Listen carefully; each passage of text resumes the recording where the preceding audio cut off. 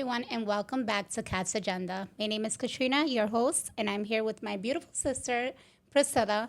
And we're going to recap from our last podcast, which went a little longer than usual, but we had so much good stuff to talk about. So we wanted to bring you guys a part two. So we're going to dive into this episode and talk a little bit more about sisterhood and entrepreneurship. We have faced a lot of challenges as being children of four, right? Right. So we came from a pretty large family.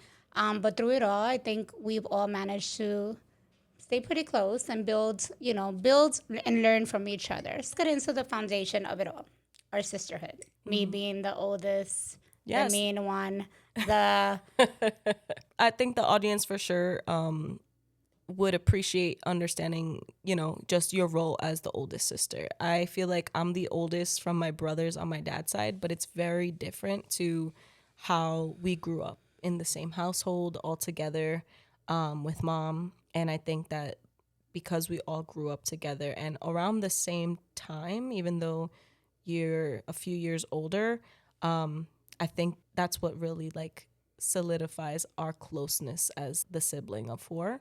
So for you, how does it feel being the oldest? Do you ever wish that there was someone older than you in our family to take on that role of being older, or what does that look like for you? now I'm being interviewed. I think being the oldest had its perks, right? It has its ups and its downs. It's always like you have to be the example. You always got to be the leader. You always got to be the protector, especially mom used to work a lot. So, I was always in charge most of the time. So it's like being a mom role model when mom wasn't around. Even though being the oldest comes with a lot of pressure, like there's a lot of things you can't do where or your other friends are doing when you have younger siblings. Not that mom was ever too tough on me. She would let me live my, teen life. But, was always, most of the time was babysitting and making sure you guys would go to school if there was an emergency. I remember when 9/11 9/11. happened, Right. and the first thing I ran to go get you guys in school. And that's something, a mom's instincts. Like I didn't even hear from my mom. It was just, I don't even remember too much, but I remember just running to go get you guys, Yeah, you I know? remember that too. Like you being the first one as everybody was kind of getting picked up when they called my name. I was like so happy, and you were the one that came Yeah. to get us. Granted, we lived right across the street from the school. So Yeah. I ran literally, I remember it was early in the morning, and, just knowing that something can happen to you guys, like that was my first, it's like a motherly instinct. But being the oldest is definitely, again, a blessing and a curse because you get blamed for everything. She did it. She told me to do it. It's always, I used to get blamed for everything, but that's okay. I wouldn't change anything. I love you guys so much. And I've seen you guys, when you were babies, you were always a happy baby. You were always singing. You were always dancing. You were always like so loving. Opposite from myself because I feel like I kind of grew up by myself. Like Crystal came in 5 years later, and you and Brandon were born very close to each other. You were born like a year apart, Yeah. right? You guys are a year apart. So I feel like the dynamics for me, I didn't really have, like Like someone that grew up like so closely in yeah, age with you, like yeah. me and But Brandon. I was very close with mom. Even though mom would work a lot and stuff, but I was very close with her, and I, you know, with all the responsibility again of making sure that you guys were good when she wasn't around, was it was a blessing because it taught me how to be a mom as I got older, and I was still learning. I feel like we all kind of like at some point when we all reached an age where we were all kind of growing up together. There was that pivotal moment. You and Brandon were very close in age, but I feel like you were always more mature than him. They say like girls I feel like are more advanced in that way. I do remember with you and Crystal, you guys going through like more adult things and me just trying to give you like advice as like a little kid, like it's all right, you guys are gonna be okay, you're strong, like Right. always just coming from like who taught me that, who like where did that wisdom even come from. And I feel like you guys always appreciated that about me, that even though I was like so much younger than you guys, that I still had that Your connection. soul. I Yeah. always call you my soul sister because I feel like your soul is just so, it's connected. Like, and you're connected pretty much to all of us because me and you have a closeness. You have a closeness with Crystal. You have a closeness with Brandon. I mean, we all have a different kind of closeness, right? I love all my siblings equally, but we have a different relationship. You Right. know, we all have different relationships with each other. But with that being said, it's like me and you kind of like, as I feel like you were like my little toy. Like I used to, you were like my little toy baby. Always, like I said, singing, dancing, and Crystal. I used to make her like do Dance acting and too. stuff and dance, and I always loved that stuff. We gotta do the la da dee, Da, la da, da da, da, la yeah. da dee. But yeah, I mean, being the oldest again, it was a blessing. I did learn a lot. I learned, again, how to cook, how to clean, how to do the motherly things when mom wasn't around. I also, learned how to, you know, like learn different personalities. Then our little baby brother, he was a little spoiled baby because he was Right. the only boy. Mm-hmm. You were the emotional one. You were the drama. Like, oh my god, I'm gonna die. Like you were just so like, so loving. And with Crystal, our relationship took a little bit longer to develop, but I think we're closer now than ever, which I'm so grateful for. And again, growing up, we all have experienced different things, Right.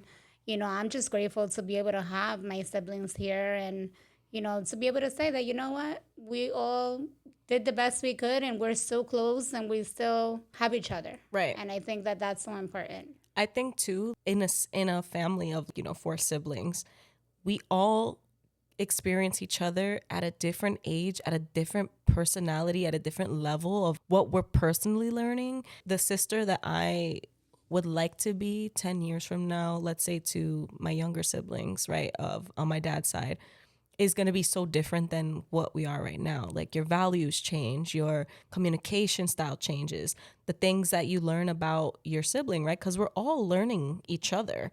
We don't, I mean, I love to believe that before we came into this earth, Eliza and I always talk about this, that we chose to come into this life. And they say that the people that are closest to you have different relationships to you in different lives. And so I think we've all been connected before for sure.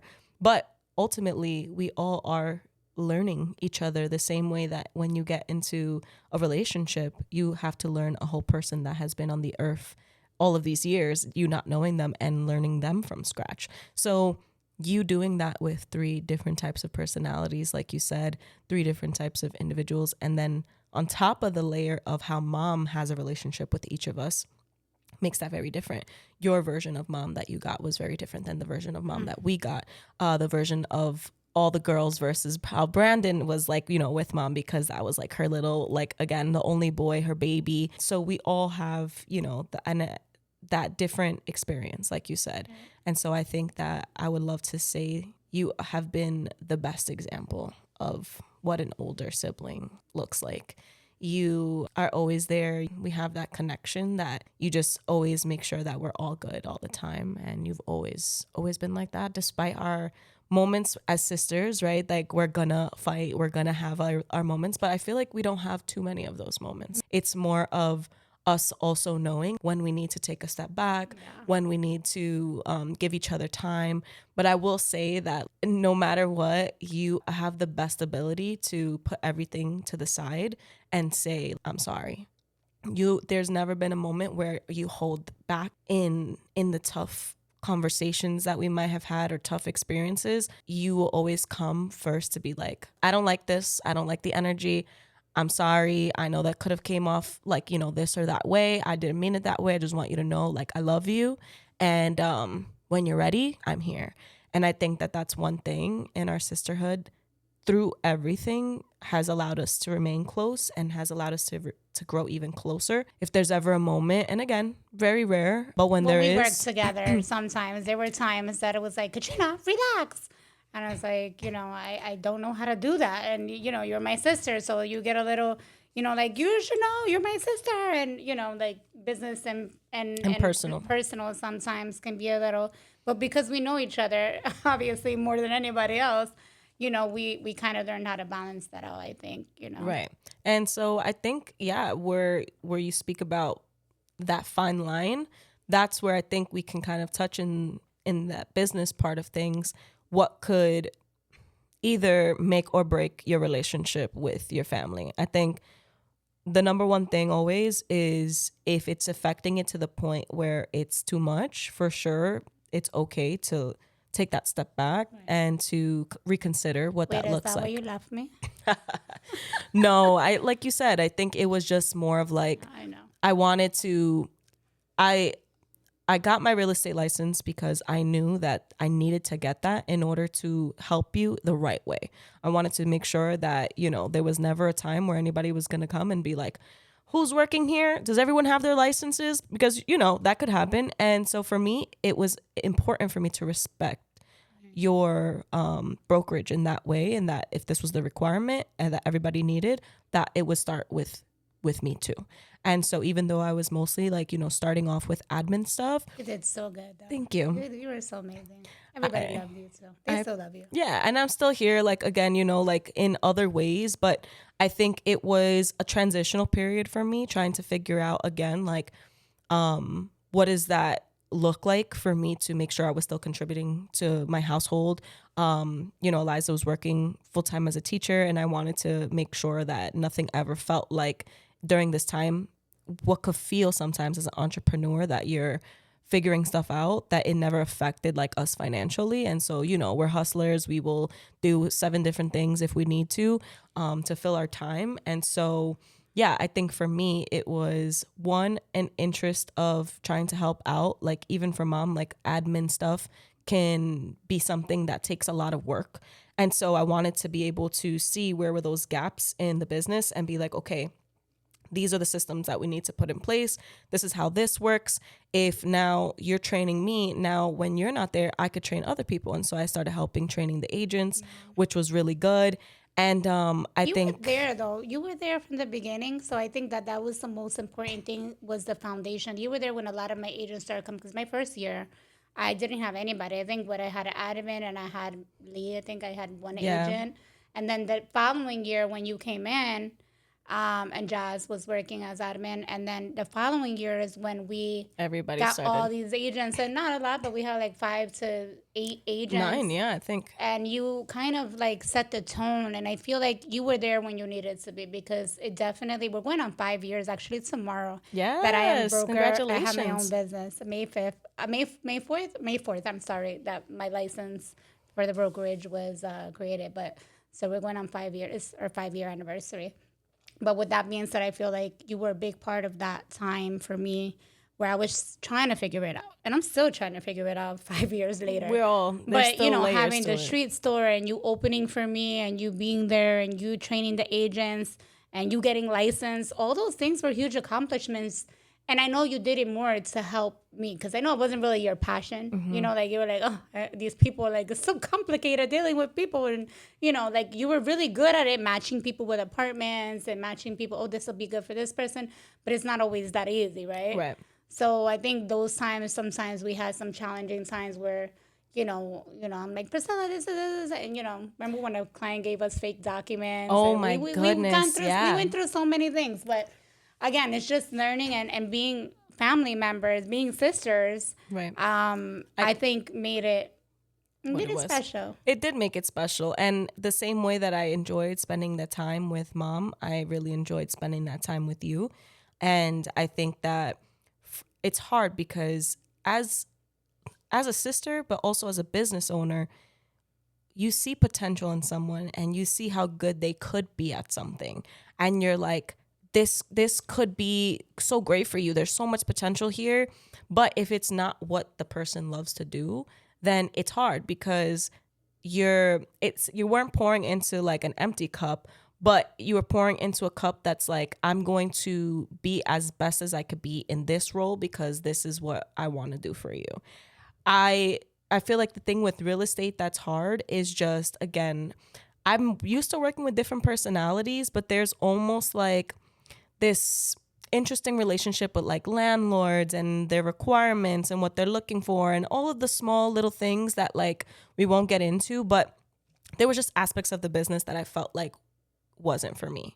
And so I was okay with being that person that was the trainer, the support, the person that, again, could make sure that the store was open, that if there was anybody to come through, like, traffic wise in that way, that I could point them in the right direction, answer some questions, make things easier, because also I'm seeing it from the perspective of how good you are at this and how much experience you have. And so you have a little bit more of that, like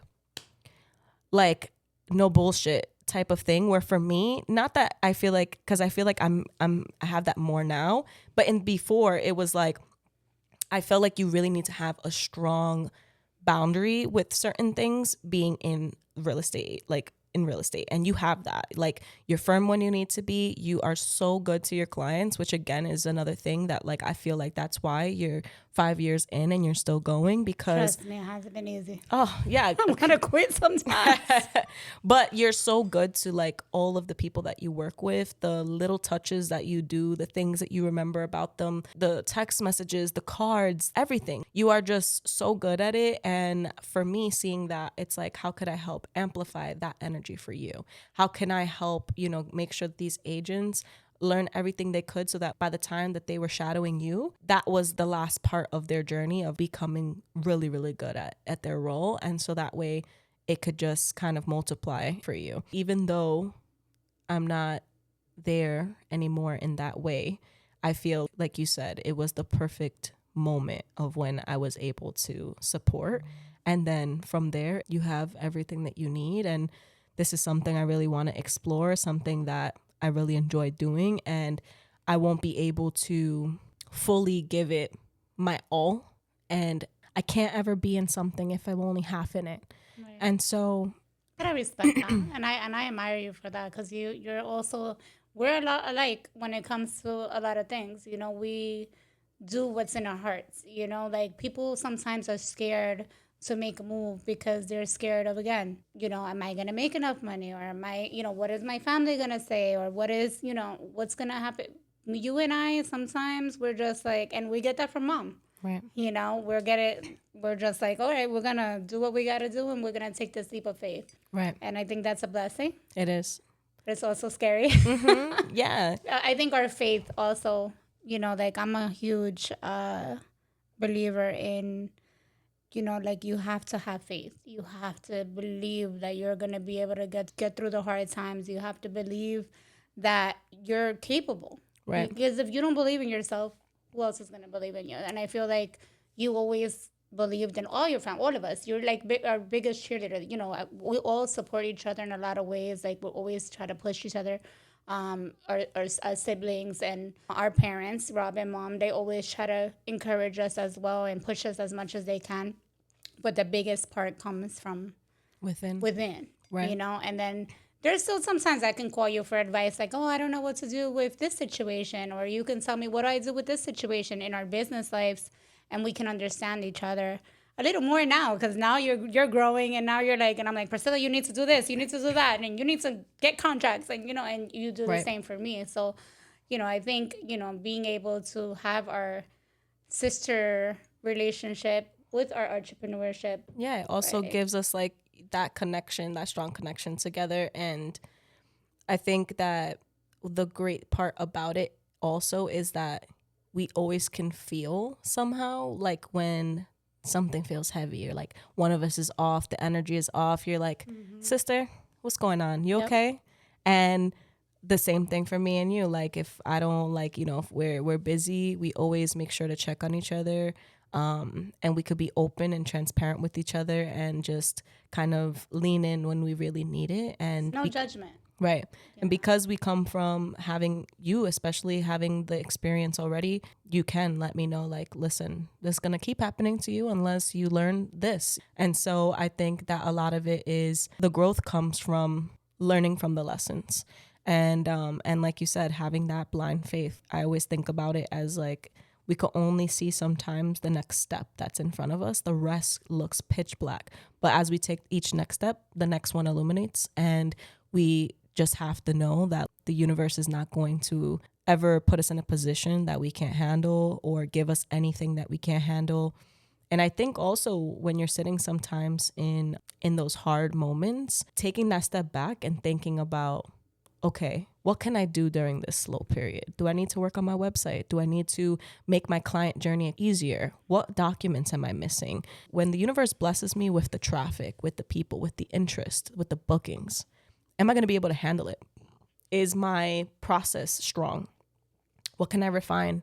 And you'll find that as you start working on those things and you never stop moving, you never stop working. There's a lot of times Eliza and I will do projects just to also keep us practicing and release some of that pressure of what, because we always say, like, I don't want to be learning on the job. Well, sometimes you will have those moments. I want to be able to practice so that when the important moments are there, I know exactly what I'm doing. And so what can you practice during this time? What still needs refinement? What are the little things? It took me like 3 years to learn how to use my camera. And every year it was like a new layer that was being unveiled of how something works. How does lighting work? How does the f-stop work? What do these buttons do? Oh, I can customize these things. Like, It's also learning too from other people. right. You know, like being around other people like Andy per se. Like I know he's even taught me a lot about like Right. how, you know, to make these videos so good of properties. And I know you guys collaborated a few times, so even learning from other people. Yeah, so Andy and I definitely have collaborated. It's really important to, work alongside people that know more than you and not to be afraid of that. But we can definitely get into that a little bit more after our break. We'll be right back.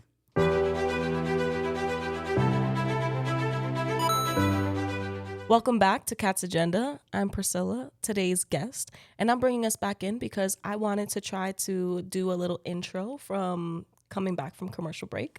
So since I was the last one, I think we were talking about not being afraid to connect with people and connect with creators, connect with creatives around people who are more experienced than you. And I think that the people that I've been able to work alongside of have always been open in that way to training and teaching because they have a love for the craft. Yes. They have a true passion for the craft. When you have a true passion for something, you almost can't stop yourself from talking about it. You eat, sleep, breathe, everything you do. Dream about it, yeah. everything. And that's how I feel about social media and how I feel about recording and just overall creating things. Eliza sometimes has to tell me like, all right, dinner's ready. I want to watch a show and I want some time with you. So, I know that we will get into that balance too of work life. And when you are so passionate about something, like how do you turn it off, especially as hustlers and entrepreneurs? Yeah, it's such a hard thing to do. But I wanted to also know for you in the real estate world, like I've had experience with Andy Lewis back in the day when he was working and doing more creative stuff. Another person, what's his name? Parlay. Yes. So I've had Andy Lewis back in the day when he was working on stuff, Parlay, out in Jersey. And all of these people, have contributed to what I know today, how I film, but also me having my own personal spin on all of the things that I've learned. They've really taught me the foundation of how to make the best out of what they've shown me. For real estate, do you feel like you've had mentors that helped you, or how do you further your education also in that?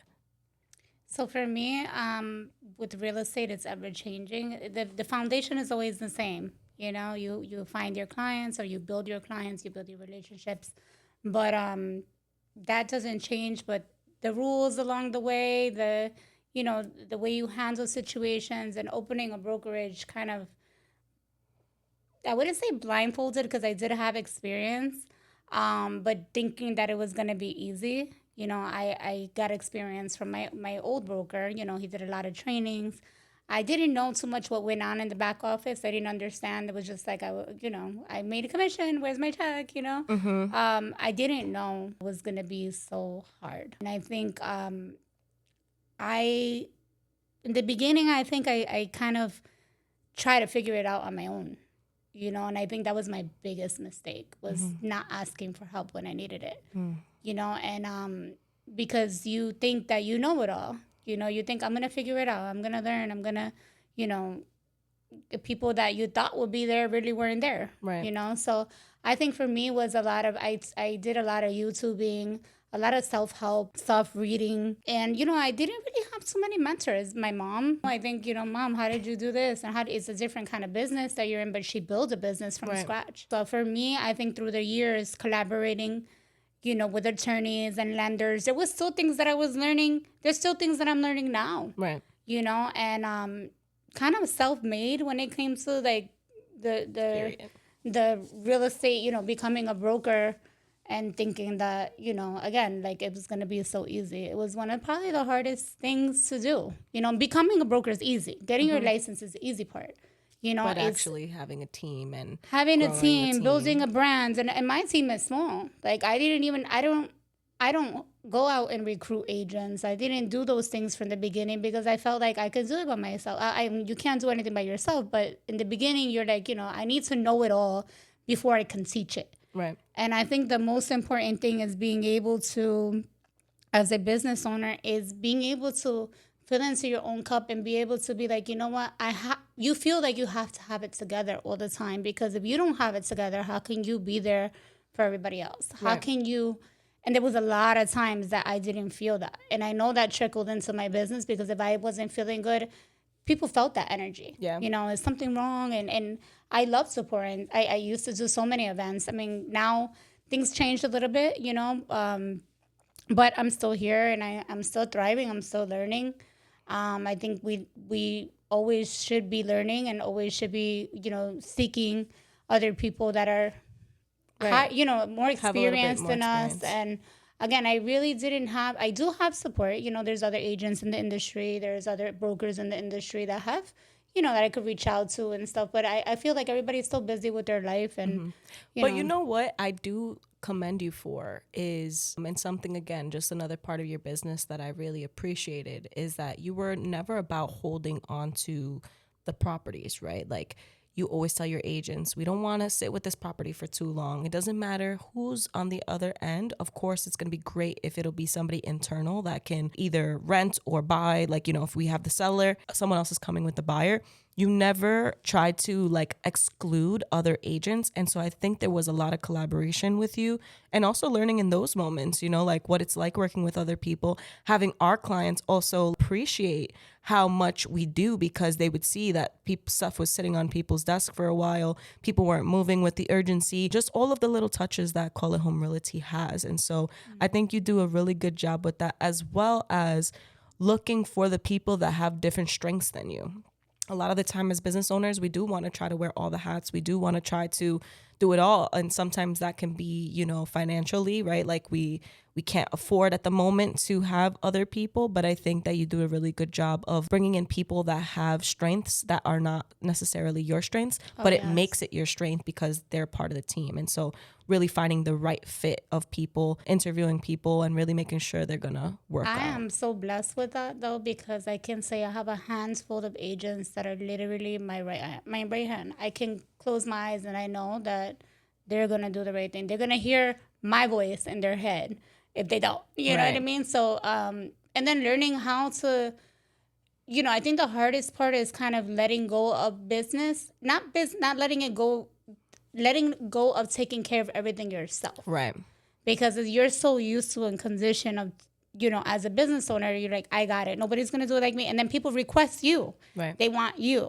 You know, you can probably experience that because you have your partner, and if you send your partner one day, they may be like, no, I want you instead. But you know, at the same time, you feel like I'm sending that person because I know Right. they have the same values and the same work ethics I have, maybe even better. Right. You know what And I how mean? will you ever know that if I don't send them? Exactly. Right. So I think it's also, you know, learning how to delegate, learning how to say, okay, I think you're ready to go on your first listing appointment. I think you're ready to take over this landlord that I've been dealing with for years, you know, and not looking at it as an aspect of not making all the money anymore, because there's much more important things to than just making all the commission. Right. And that's the problem with a lot of real estate agents now and brokers, because times are hard, yes, but if you're not doing, you know, what's ethically right for your client, Right. whether that be taking multiple offers and negotiating the highest offer.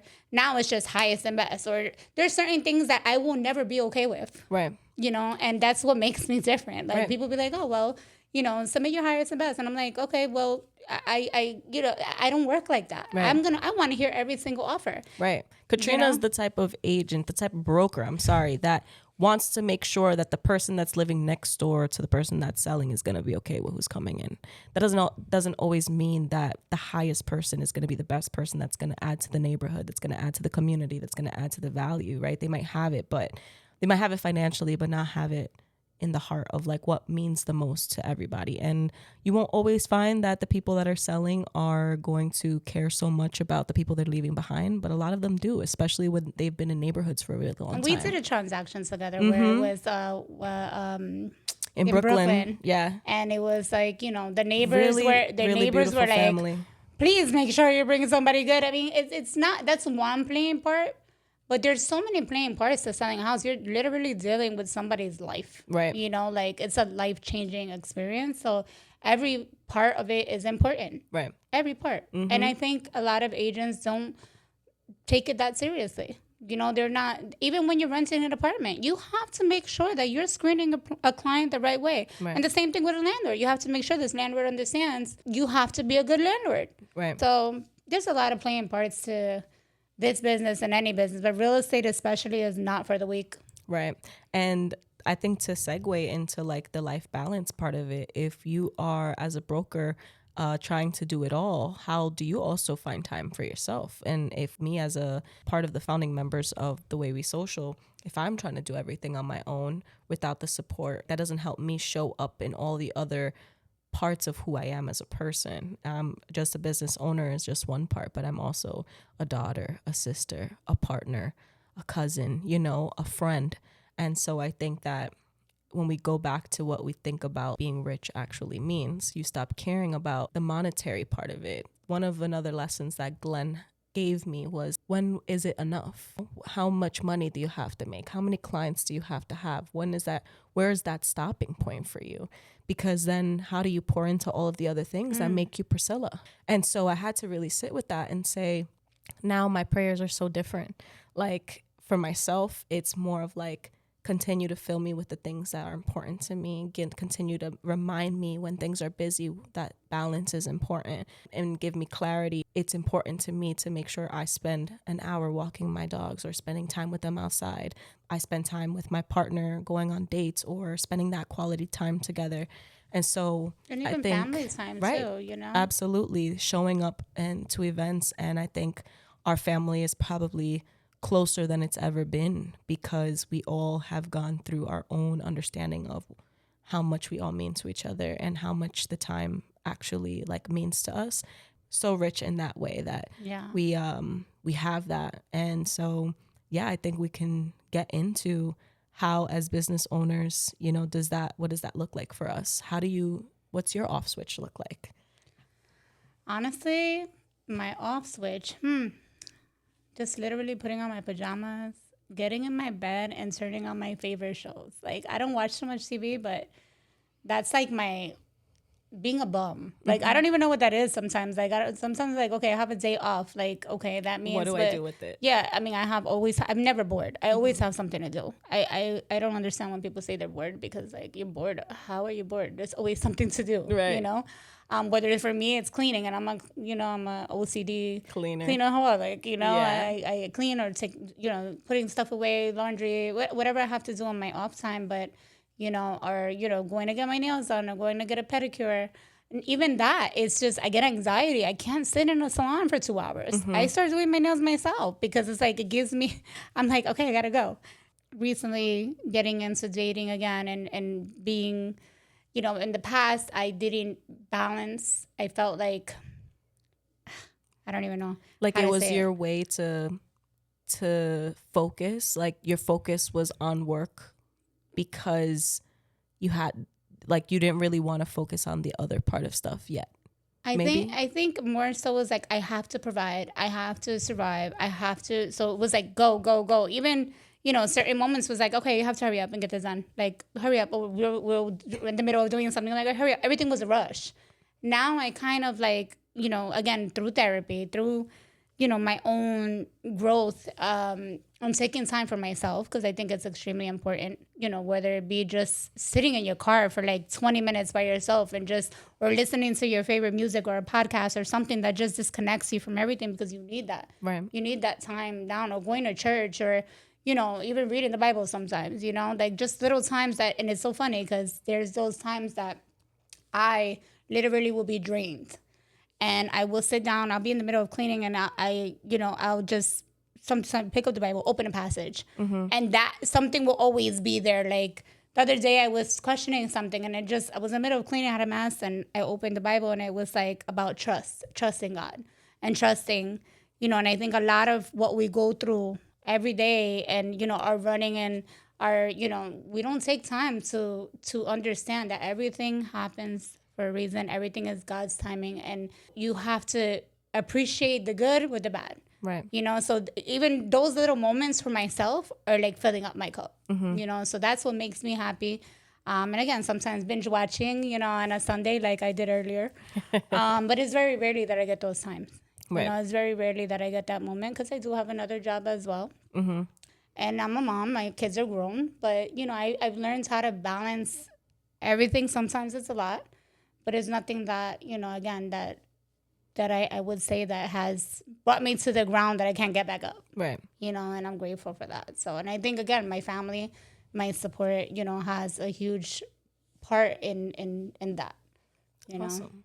Yeah, I think I love that you said that, when you have a question, you just open the Bible and it gives you what you need. So crazy. I'd be like, God, you're so funny. Yeah, you're so good.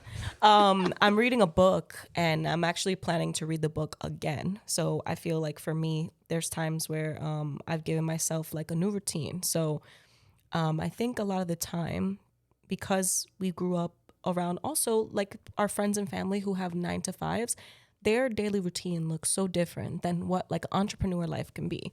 You honestly can tailor your life to what works best for you.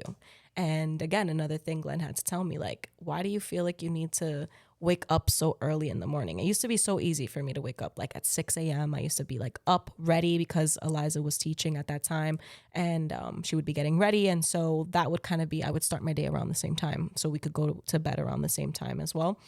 And now that we both work together, it's been so hard to wake up at like 6 or 7 a.m. Sometimes we wake up at 8:30. And in the beginning, I felt I was losing the day or like that I didn't have that enough time. And Glenn was like, but why can't your business stuff start at 12? Why don't you still make sure that your morning feels good? Like just because everyone else is starting their morning at that time doesn't mean that you have to start your morning at that time. And so I really took that, and I feel I've built a routine around exactly that. Eliza and I take a morning every other morning with our pups. And that morning also gives us enough time to do what we need. So instead of me getting up and starting work right away or feeling like, okay, I'm going to get up, take a shower, brush my teeth, and start working, I'm like, okay, I'm actually going to make sure that the kitchen is completely clean. I'm going to sweep.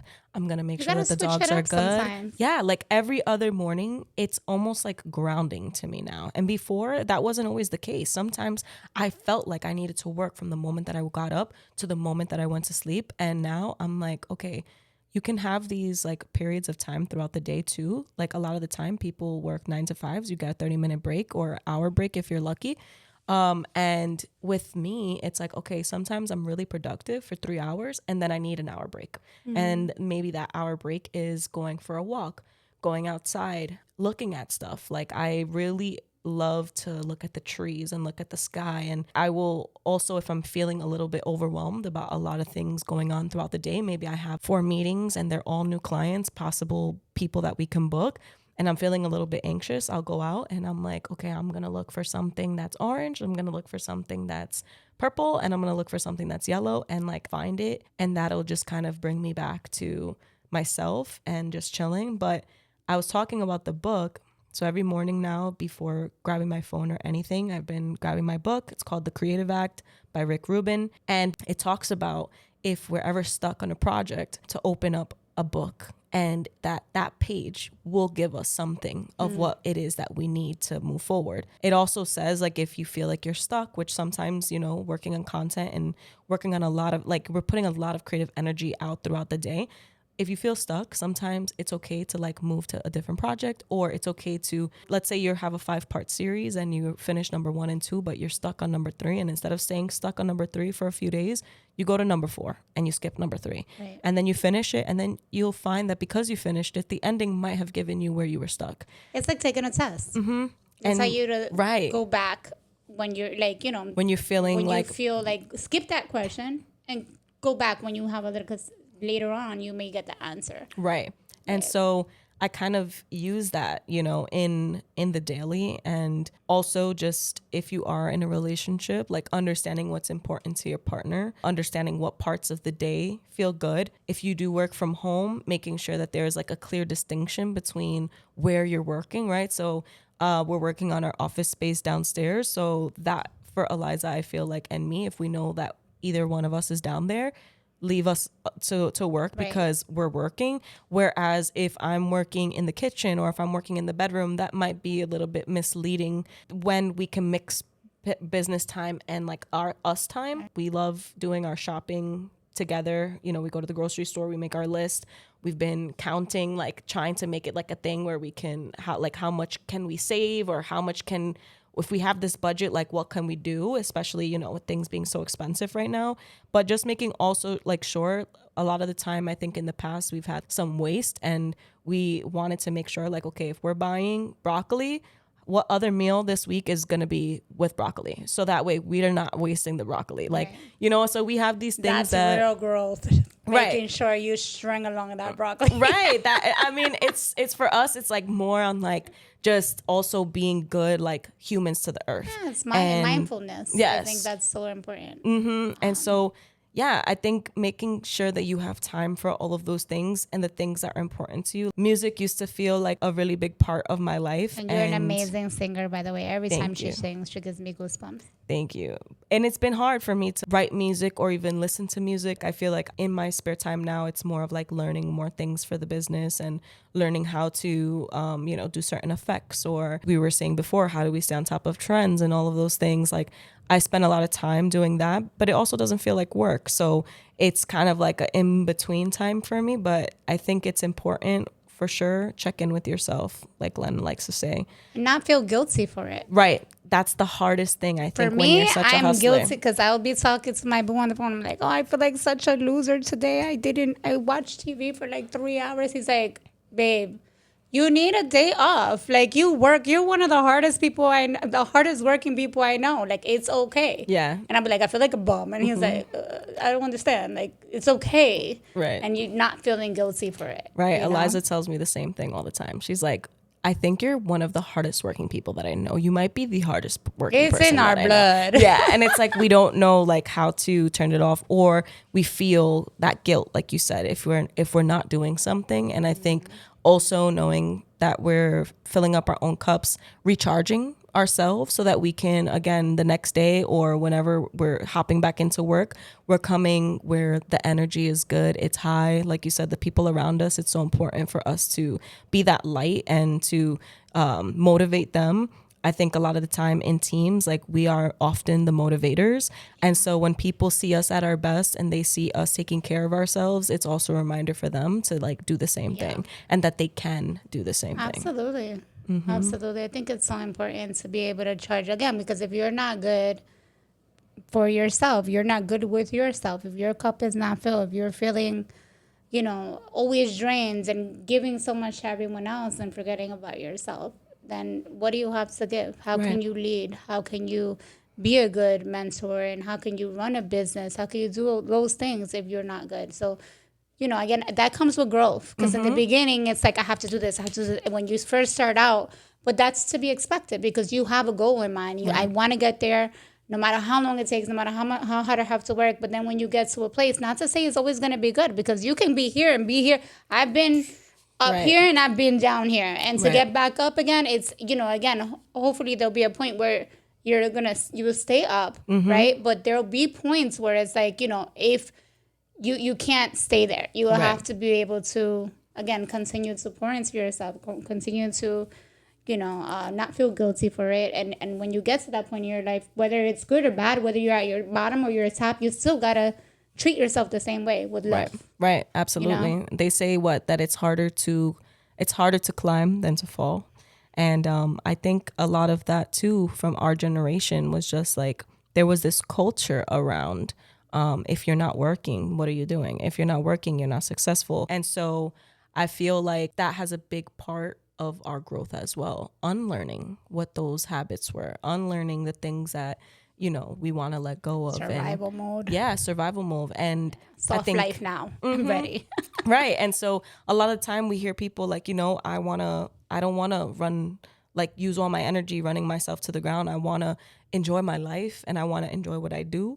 And I think that we can say that even though we'll be in a consistent journey to continue to remind ourselves those things, we're doing a really good job of what that looks like right now.